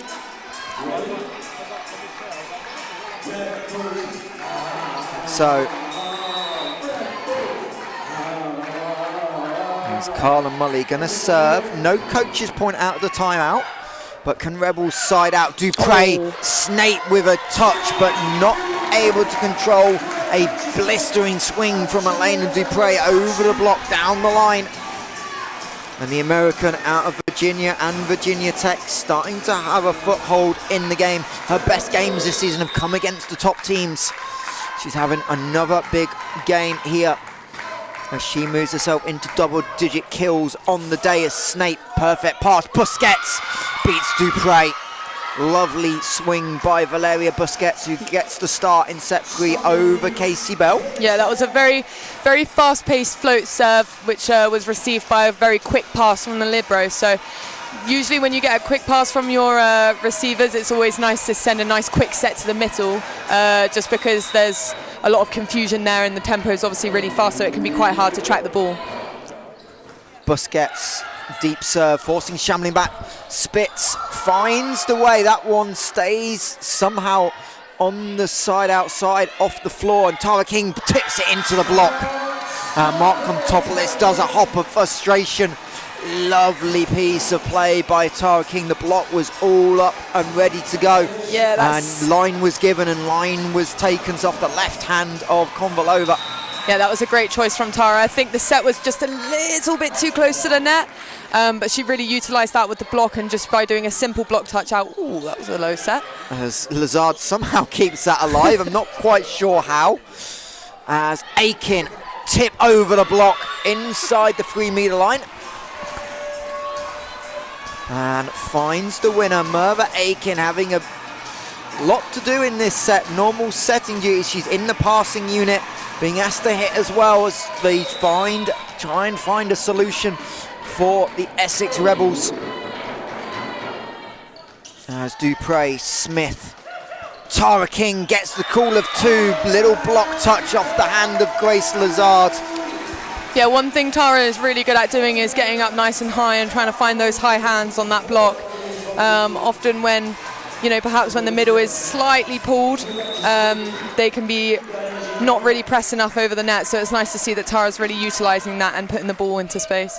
I believe that's kill number 9 for Tara King on the day. Great to hear. As that one is pace taken off by Konvalova, beats the 1-6 seam short of both defenders in the back line, and SideOut continue to find ways just to win points and trade with the Essex Rebels, and with a couple of points lead, that's not anything they will mind. As Anastasia, great serve. Hayley Gilfillan, I think, got a touch on that. She had no idea where that came from. Lazard is denied, but still on the Side outside. Mully, Snape with the touch. Carla Mully going to have another swing. Tara King over on one accidentally, and Lazard into Gil Fillan. Both teams' defense is coming up, but Borek gives up the free ball. Mully, cross court, triple block. Oh, so double block is up, and Rebels win a big one. Cav Tolley does a leap in the air. Alex Chinnery nearly got airtime too. So it's great to see after a long rally, and especially when things can get a bit hustle-bustle and there's 1 point over the net and everything. It's great to see the discipline on the block today from the Rebels. You couldn't ask much more from our blockers today. They're doing a really, really great job at being disciplined at the net. A little bit of a... Side out trying to work out the rotation. Alex Chinnery went to call timeout, I think. I've got no idea what happened, but the play is underway, and Borek into the block. Shamblin on the cover. Dupre from the pipe finds Merva Aiken. Snape bumps at Mully, tries to tip and gets it wrong. And Mark Kontopoulos just asking about the rotation. Thumbs up from the scorer's table. Yep. Yeah, that was it. I think that really started from Taya's pickup. Mark Kontopoulos asking them to check. Yep.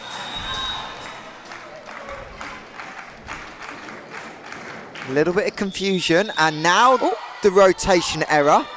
But the point previous then shouldn't matter because it's the same server, correct? Yeah, I'm not quite sure what they're going to do in this situation. Referees referees have got earpieces and communication packs, so they will, once Sebastian Wildress on the far side understands what's happened, he will let the first referee know. But Leia's standing as if she's going to serve, and Grace has got the ball over there, so I think the girls are just as confused as each other, really.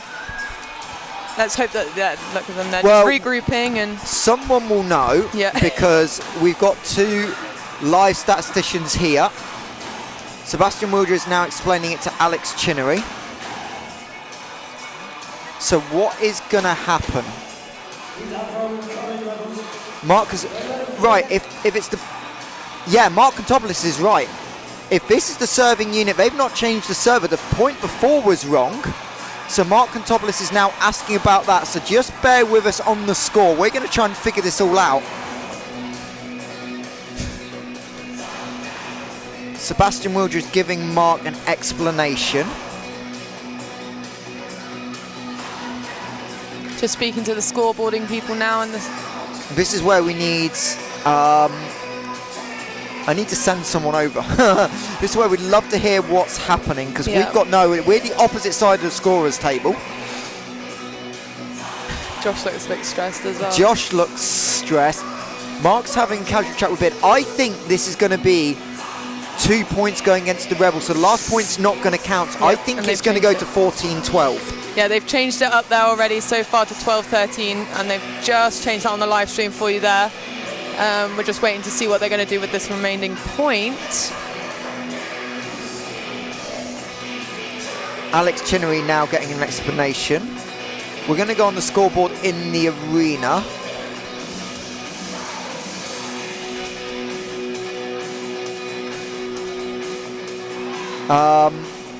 This is where in-house announcer would be lovely to go across and find out for us and announce it to the crowd, because I don't think anyone in the building has a clue. Yeah. I'm going to message someone and see if I can find out.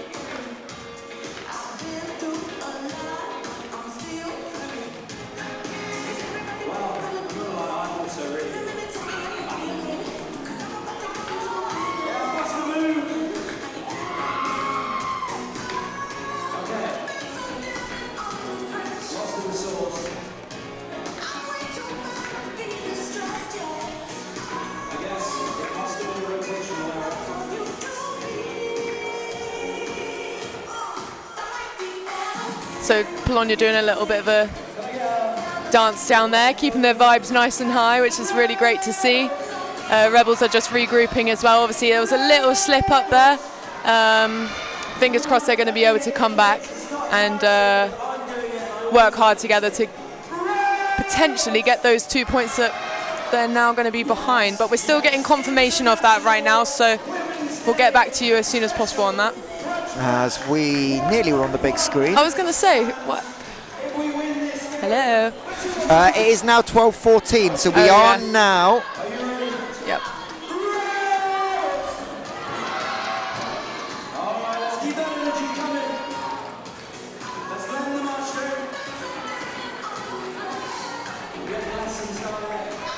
Oh, we're here, look.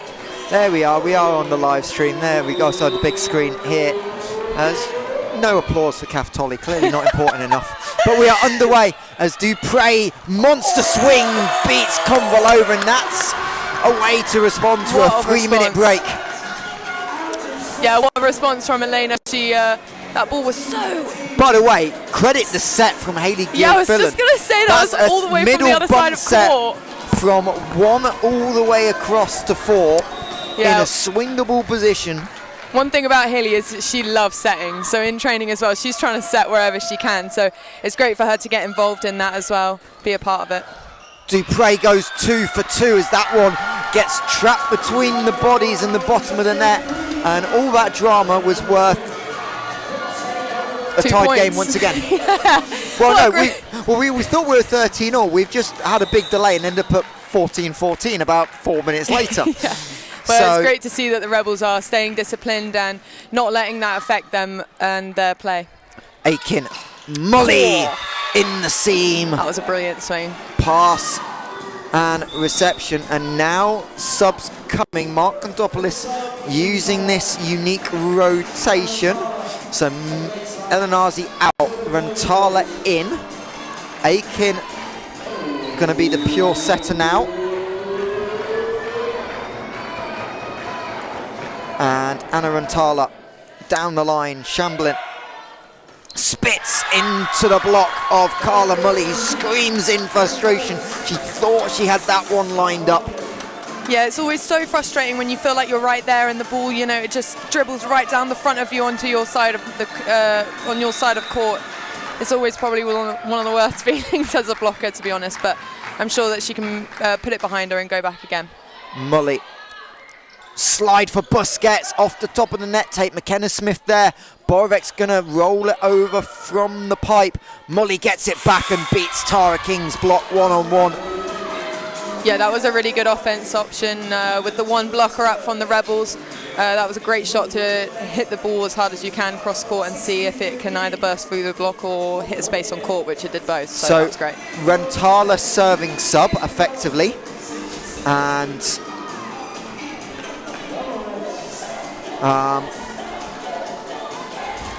Eleanor Wazi back in, and I think she just double-checked who Mark wants setting, and the signal was for her. Yep. So Aiken playing as the opposite, but obviously a bit of a 6-2, so if it gets crossed up, it's not the end of the world. As Tara King misses. Looking for high hands, not finding it, and SideOut have a 2-point lead. Obviously, we saw Mallory use a lot of that 6-2 type system last year in their way to a championship. Can SideOut find a similar success pattern? They obviously have a National Cup semi-final as well.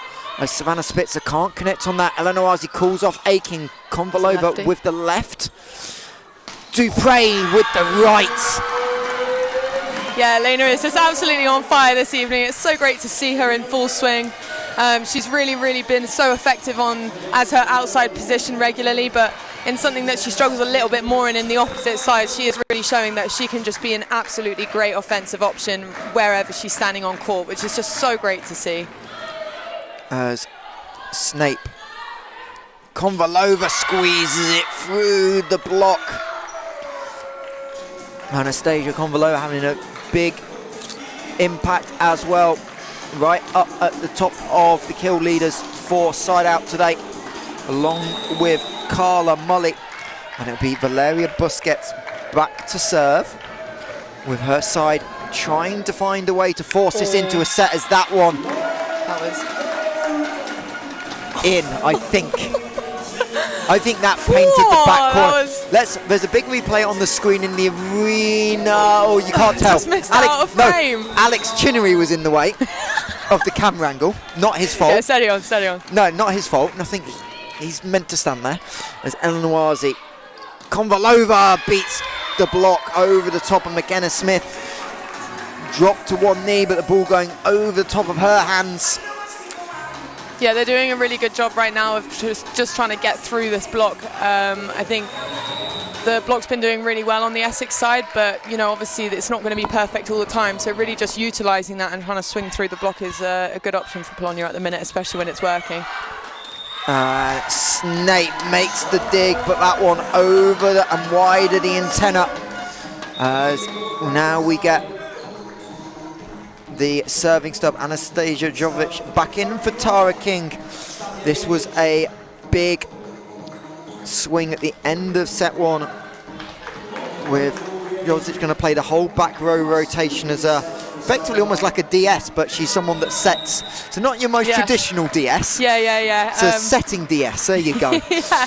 Alex Chinner inventing new positions for us all to keep us on our toes.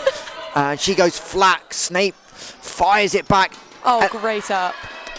Great by Shamblin, and Borovic splits the block. Yeah, that really came from the serve from Anastasia there. Really nice and low and flat. And then a great up from Taya. And to put it away from Leia, it was absolutely great teamwork from the Rebels just then. That was a great point for them. It's 19-19. Tied up. Rebels need 6 points to go home with a massive 3 points and put themselves in the driver's seat to make Crystal Palace as Lazard. Shamblin, spat pedaling, keeps it alive. Lazard has to play it. All sorts of scrambling by both teams. Gil Fillan on the first touch. Borovic line beats Aiken. And 3 in a row for the Rebels. Mark Kontopoulos checking as I got 1 or 2 timeouts, only one, so he's going to let it go. And Anastasia, can she produce another piece of serving magic? She's in that touch. Kennedy Snape off the top of the fingers. Mark Kontopoulos immediately calls timeout. As that one was very close, in out. I think Snape that was going out, it. but just the slight hesitation there and the touch from Snape just gave us a touch for the Rebels. But yeah, that was a great play from Anastasia. She's really come in and done the best at her job role, which is all you can ask for from her. She's had a good couple of touches on the defense, but her serving has just been really, really great today. So really pleased to see her coming out and performing into her role as best as she can at the minute.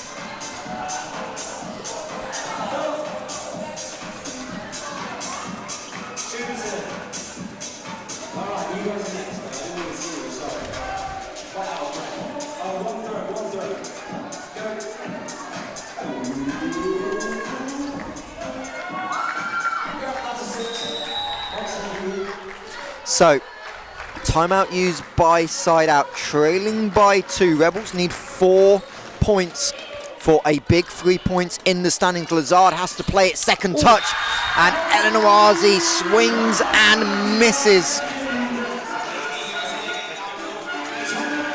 And another timeout by SideOut, back-to-back timeouts. Anastasia doing a terrific job on service pressure.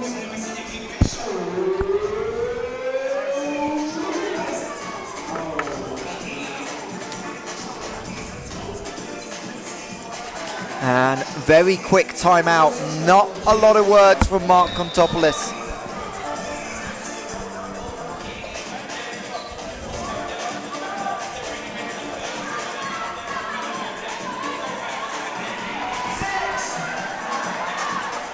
And what can SideOut do? They need a SideOut now, and they get one. Coach's point. Yeah, that was a very good point from Polonia. Unfortunately, obviously, it is a lot of pressure coming back after a timeout when you've had quite a lot of success. So I'm sure that Stas is looking back to go back to the SideOut and see what she can put through on her defense for the team.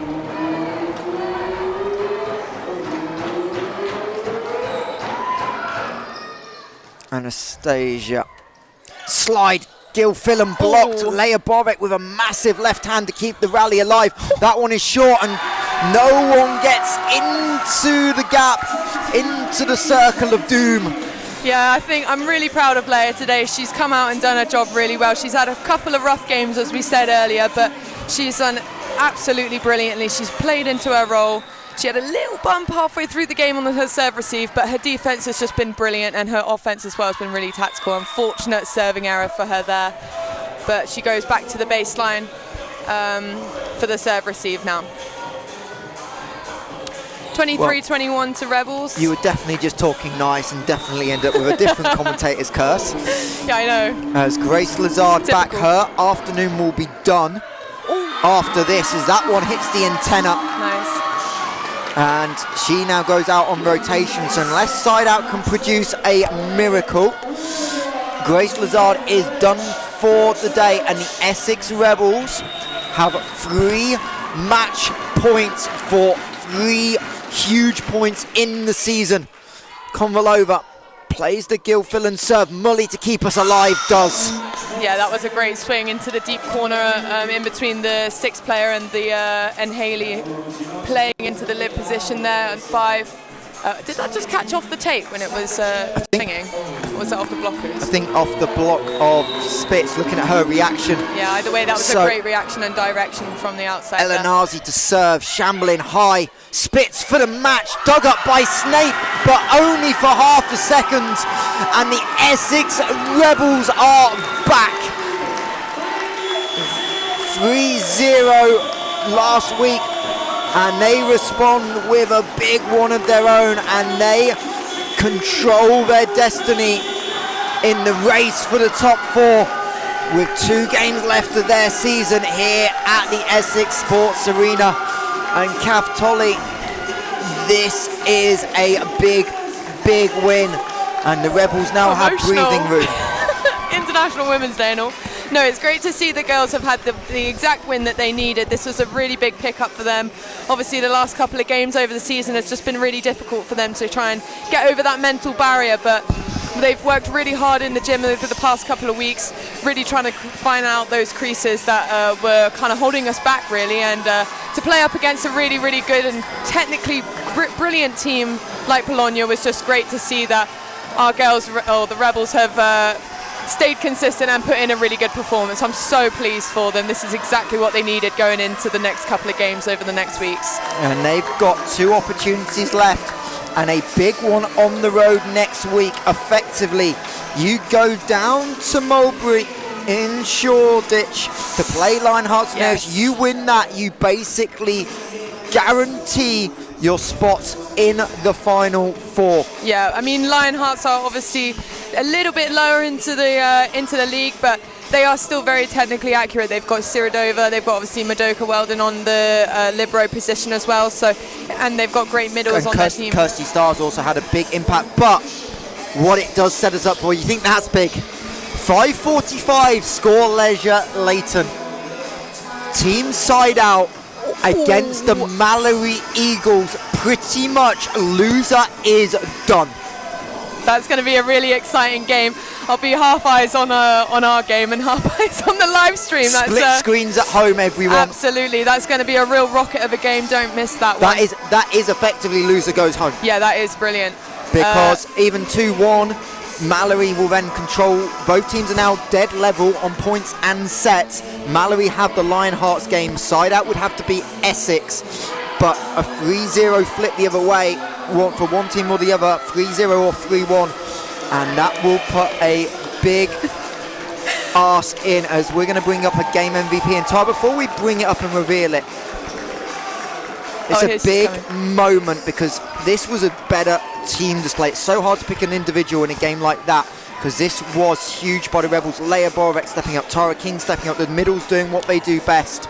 Yeah, McKenna Smith super solid. This was a proper team effort, as much as we've had to pick one individual. Yeah, it was really difficult to pick a player today. I think everybody played out their socks, and it was a brilliant game. But yeah, it was great to see that Tara's put in a really good amount of work today, and well-deserved MVP. But your one rule about don't leak the MVP, Miss Tolly. As we get ready to bring Tara King in, we'll sort that in a second. That was my one mistake today. Your one mistake. I got too excited, I'm sorry. As Tara's coming up to join us, and we'll get her thoughts on a big weekend. But Kath, as we get that set up, now it's about what's next for both teams. Just that mental reset from an athlete point of view needed. Yeah, absolutely. I mean, it's a really great place to be in terms of for the Rebels as well.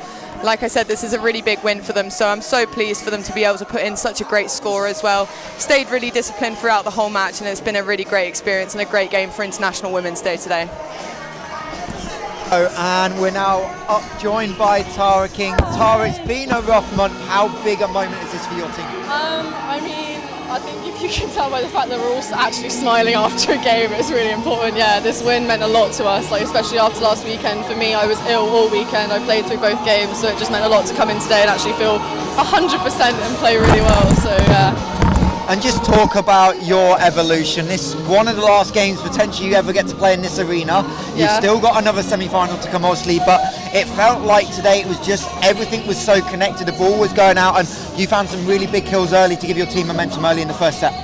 Yeah, I mean, I stuck to the game plan today. Everything we did today was the game plan, and I think you can see how happy Chinners is for once that he's not moaning and groaning after a game. We all did it, and I think I was going for that deep 5, that was what the game plan was, and it was to not tip at the libero, it was to tip over the block, and everything was working really well. So yeah, it was nice, and to have a game here, I think this is our last home game here, so it's just really nice that it's a happy, positive moment as well, so it is lovely, yeah.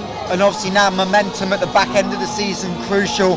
You've got a job still to do, you need at least one more win to make Final Four, you've got a chance to do that next week, building into a Bucks semi-final, so how important is it now that what February was is parked and you attack this last month, so you get an April and you get a chance to get back to the final once again at Crystal Palace?